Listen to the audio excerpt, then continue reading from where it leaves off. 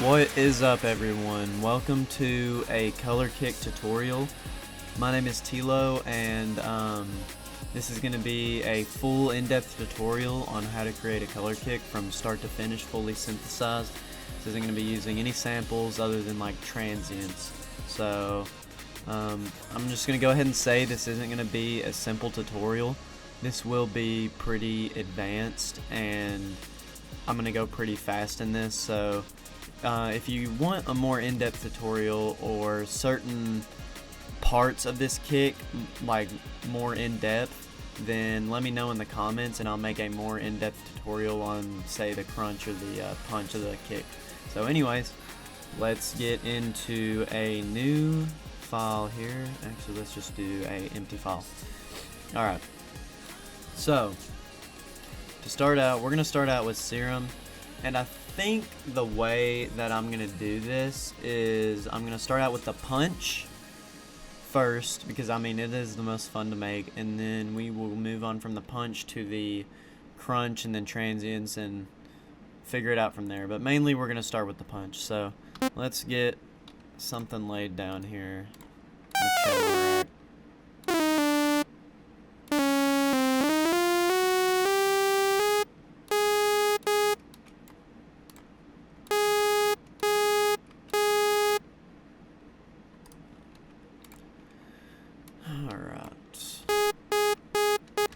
Yeah, sounds great. So to start off with, a lot of color style or raw style or whatever it's called is in 170 BPM. That's kind of the sweet spot BPM. Maybe 160 for slower, maybe 180 for a little bit faster, but I'm going to stick with 170. And we're going to shorten these notes because it's going to help us out in the future. So I'm just going to do that. And now we can start shaping our punch. So how these punches work is you're going to make an initial patch and you're going to send it through post-processing that's going to have like chroma, pitch map, and like a different like distortions and stuff just to bring out certain tones. And then it's going to get ran through a reverb to give it the reverb tail. So to get a really good patch running into chroma and pitch map, you want kind of a lower tone that distorts and creates a lot of harmonics. So first off, this random knob, you're always going to want to turn it down if you're creating these kicks, because then you'll be creating a totally different sound each time. It matters. It usually doesn't matter if you're synthesizing like a pad or like a key, but whenever you're synthesizing these kicks, you're really going to want to turn this random down or you will get a different sound. So I'm just going to do that, and I think we'll just start with a 4088. Why not? And then let's go ahead and just crank up the distortion. Add a compressor.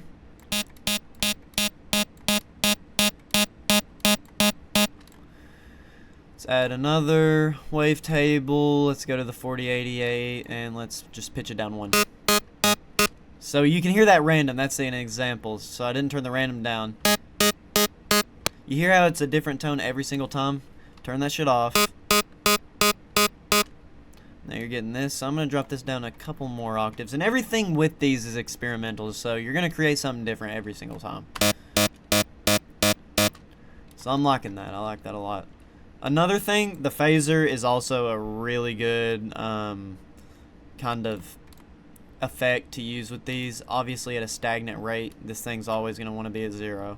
But kind of effects I don't use with these kicks is the delay, the reverb, the chorus, and the flanger.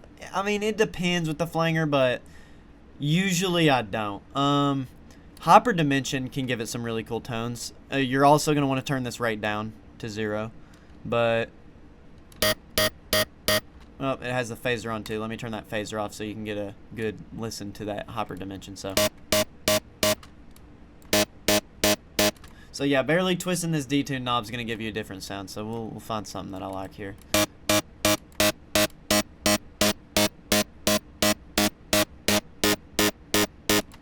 Alright, and now with the phaser really helps to allow a crisp sound to go into your colorization.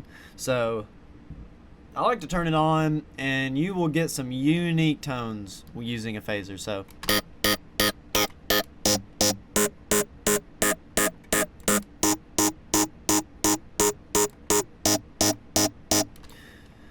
alright, that sounds pretty good. Let's go ahead and drag this into the playlist, and let's add a reverb.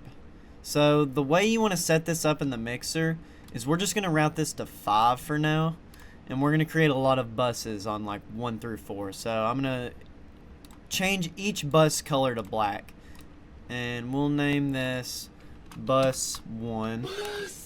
So there's our bus 1, and we will go ahead and route 5 to our bus 1, and this is going to be the reverb. So let's get a Valhalla Vintage Verb, and obviously once again tons of settings in here that you can mess with. Change the reverb up. I like to put it on ambience, turn the decay up a little bit, and I'll mess with some of this stuff whenever I hear it. Maybe turn it to now or 1970s, it just depends. But another thing that you'll want to create is your reverb swoosh or tail or whatever you want to call it. So this thing, we'll just give it a listen. Whoops.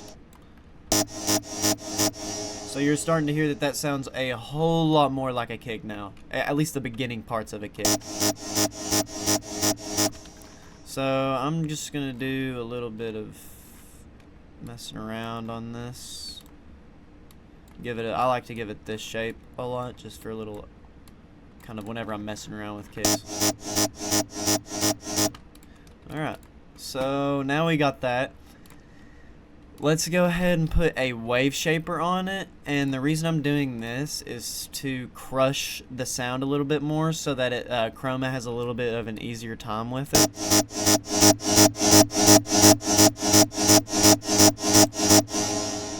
I'm also going to go in here and I'm going to turn on a noise oscillator and change this to like white or pink noise.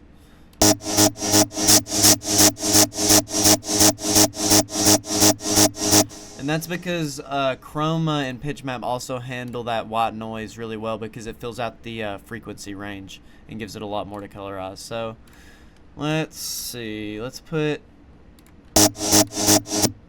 oh my bad, okay, don't put the wave shaper on the reverb bus. I don't know why I did that. I was just being a silly but boy. Actually, let's just bring it back, and we can save the preset and put it on our actual kick. Let's just go ahead and rename this kick track, or punch track, because this is the punch. This isn't the full kick yet. Alright, here's our punch track, and now we can take this wave shaper, save it over to the punch track, and then let's just delete it off here. Yeah, sorry about that if that caused any confusion at all. Now we got 2 on there, so yeah, oops. Next up, I guess we can go ahead and get into the fun part, which is colorizing it. I like to usually start out with Chroma. But there's a lot you can do in here. So I laid down the key in the channel rack as G sharp. So I'm just going to go ahead and put this in G sharp minor. I like to work in minor a lot more than major. They both sound good, so I mean that's honestly up to you, but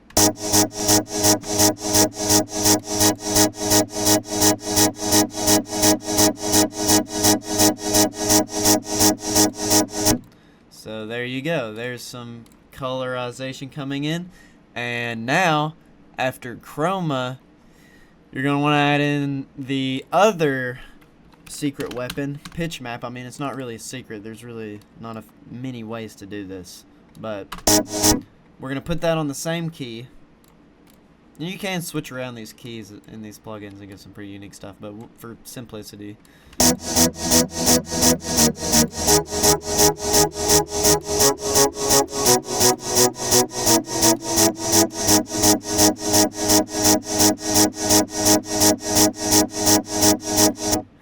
Alright.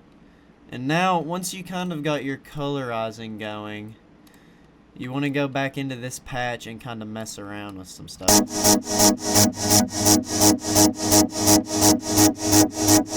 So literally right now I'm just clicking knobs, okay? And this filter also will do some really cool stuff, but you literally just want to mess around, especially with the phaser and the hyperdimension. So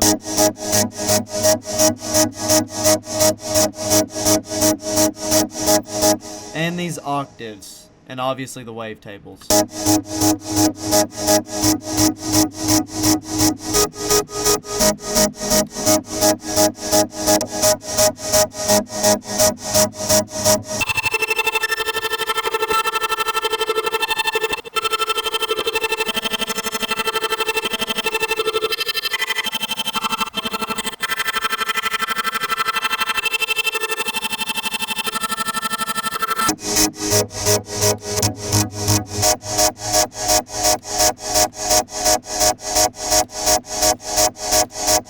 Alright, so I messed around with the wavetables and these octaves, and I put on the Monster 3 and the Monster 4, and we came up with this. I think I'm going to mess around with this phaser.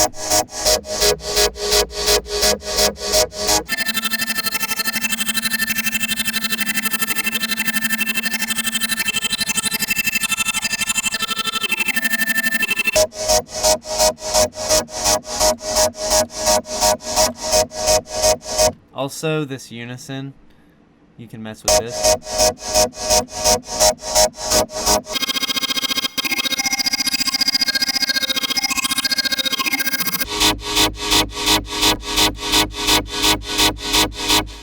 So, if you run into these really like high frequencies, not really high, just resonating frequencies, just take them out with this EQ.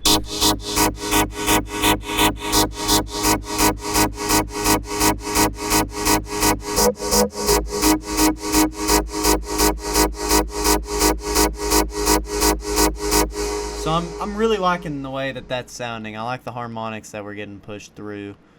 Let's see.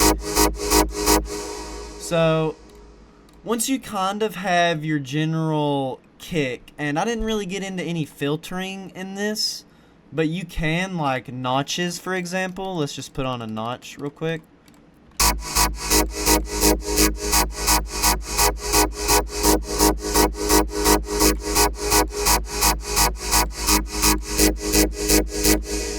Obviously those are really powerful too, so be sure to try and experiment with that. After you get,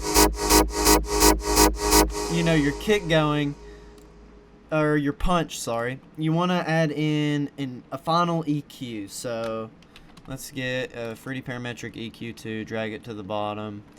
And what I'm going to do with this EQ is take out resonating frequencies, and I'm probably going to boost the high end a little bit because the high end always seems to fall behind with these punches. You could also fix it with a compressor, but I think I will end up adding an OTT behind this chroma and pitch map eventually after I finish this EQ. But let's see here. Actually, you know what? Let's add that OTT first. The OTT kind of just glues everything together at the end of the mixer track here.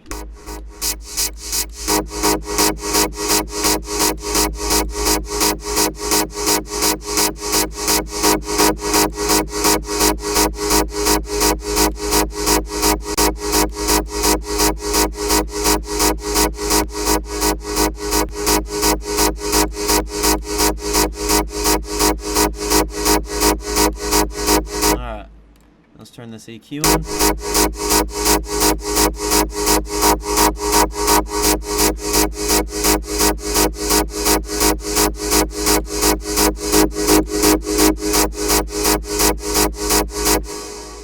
Alright, so this EQ here just took out a little bit of resonating frequencies, put a boost in the high end. Alright, so now this is pretty much your punch. Now what you can do with this punch is add in a transient. So let's just go into my hardcore kick folder here, And you know what? I may add in a couple of these transients in the color kick pack that I have coming out. I think it'll actually already be released by the time of this video because this kick is planned to be in the pack. So obviously go and get that if you haven't already. But yeah, let's just add in one of these transients here. And the way you can make transients is literally going on splice.com here, looking up snare, and taking one of these. I'm just going to do a quick transient tutorial real quick. Taking it, you put it right up against this, cut off the tail, give it an envelope, route it to a track. We'll just route it to 10 for the sake of the video. Route it to this. Add in maybe a wave shaper, maybe an OTT. And maybe a transient shaper. And then let's just go back to it. Let's just actually put it a couple of times in here.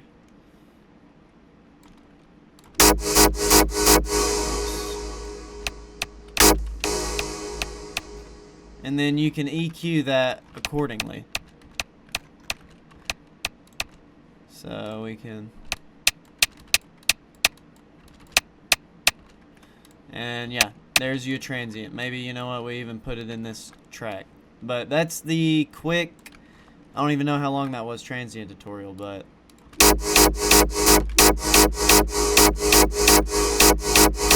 and as you can hear, that transient gives the kick a little bit of just high end at the very beginning. It kind of makes it stand out. Just makes it sound cleaner too. So let's add in both of these. It's very smart too to layer your transients. That's something you're going to want to do. So layering these up really also helps boost that sound. But let's go ahead and work on layering these up.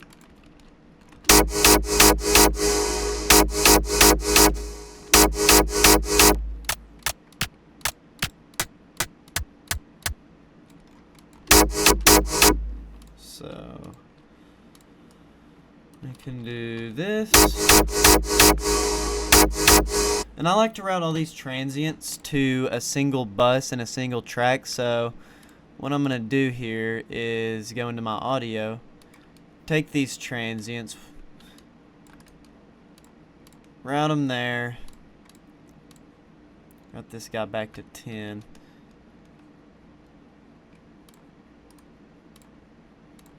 And then transient bus. Alright, that's the transient bus. Go ahead, highlight all these, route to this track only, and then we're gonna, for this video, I'm gonna route my transient bus straight to the master, but you can also route it into the reverb. But sometimes I feel like that kind of takes away from the punch. I don't know why, but we're just going to keep it going to the master this time.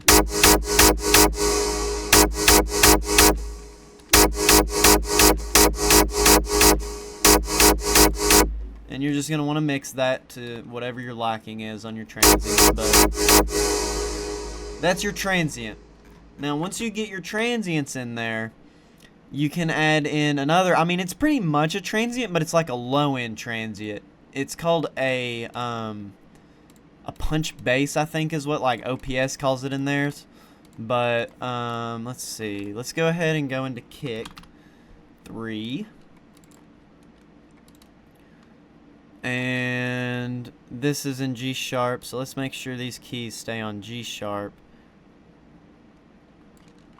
And this is going to take a little bit of time for me to do, but you really want to shape this and give it that low end kind of whoop whoop whoop.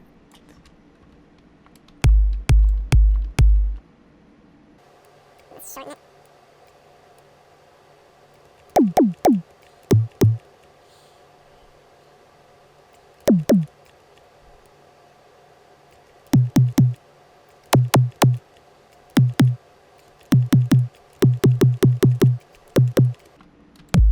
So here's a pretty good like punch bass type of thing we got going on here.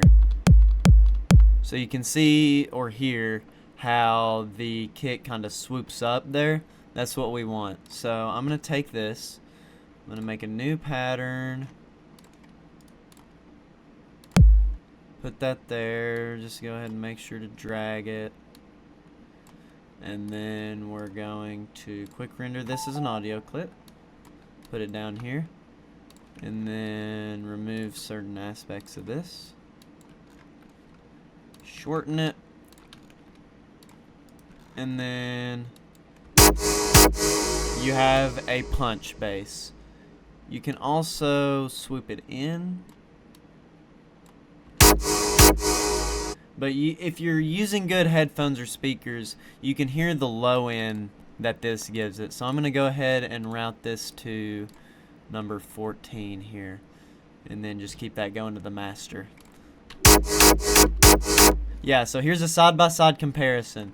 This kick has it on, this one doesn't. There's quite a big difference there in the energy that can give. So let's just go ahead and copy this.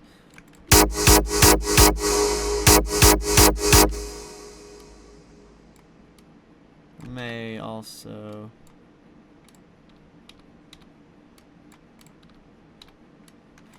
just swoop it in.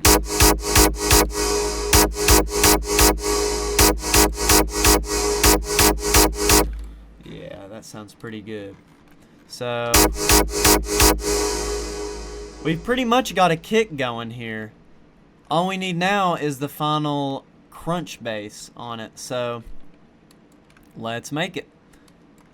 Let's go ahead and highlight this, add a new pattern, shorten it up, and in this pattern we're going to add in another kick 3. And on this kick 3, we are going to make a pretty much what we did for the punch bass, but it's going to be a little bit longer. We're really going to want to hear the like you can hear it in a hardstyle song if you listen close enough. But this will take me a minute too, but I will get to working on this and create a tail here.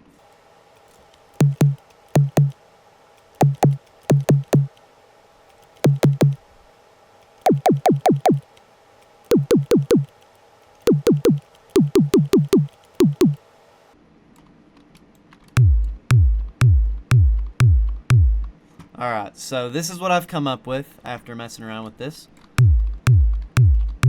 So you can hear how it kind of fluctuates and then drops down. So, same thing with the last one. I'm going to draw this in here. And we're going to quick render this as an audio clip. And drag this in. And for this, I'm going to cut this tail off. And then shorten it at about the halfway mark. So right there. I'm going to drag it a little bit further. And then swoop it in. And then we're also going to normalize this. And then boost it until these peaks here touch the top. So just about there. And then we can copy this over. And then that comes out with this. For some reason that is sounding really weird at the start. I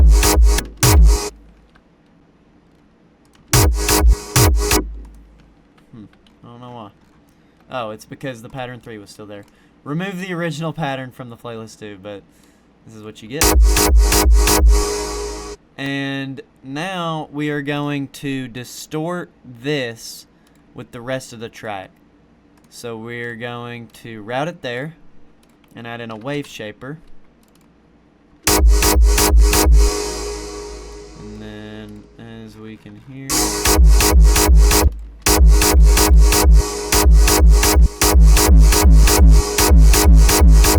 it starts to distort. But you get a little bit of these frequencies that it just sounds like farts. Grab an EQ.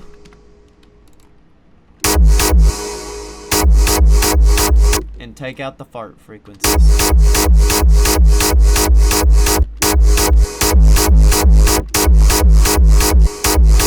And then whenever you boost this, it's going to distort it, so you can distort it to your liking. I mean, you can do distortion like this, or you can go like this. It's honestly up to you.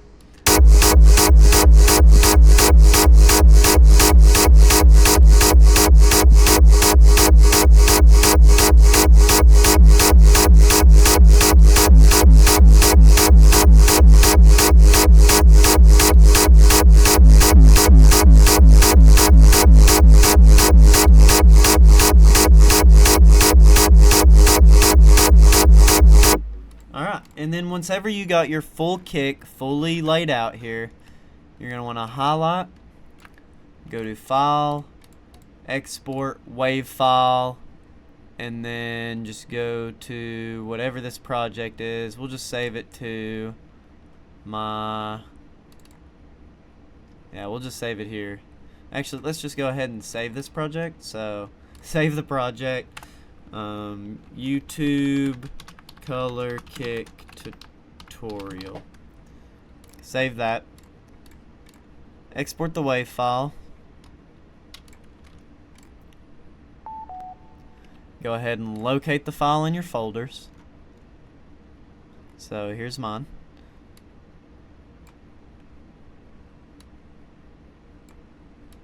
And then this sample right here is your finished kick. So, and that sounds a little bit too distorted for my liking, which can sometimes happen when you export it. So I'm going to go in, just mess with this. Honestly, the wave shaper, if you don't want any distortion, just kind of, we can just delete that wave shaper. See, it's all experimental. Like, you still learn things every time you make these kicks, but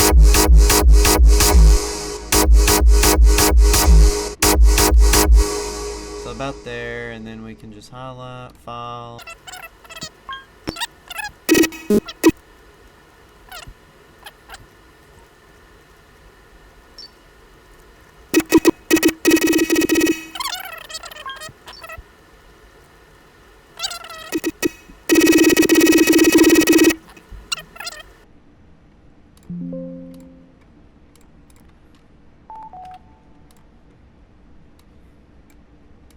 Alright, and then this kick right here. And then there's this weird click at the end. I mean, let's take it out. Maybe just do that too. Alright guys, and that is basically everything on how to fully create a color kick from scratch. Let me know if you guys want me to go in depth on any other parts of this kick, such as the transient punch or crunch. Also, be sure to go into the description. I will have this kick for a free download for everybody. Just go to the description. Also, be sure to check out my free sample packs I have on Gumroad. I have a color-based sample pack, a free color kick sample pack, and I'm about to release a free serum pack on there. So be sure to go grab those up. Don't forget to like, subscribe, and comment. Let me know what you guys think, and y'all have a good one. See ya.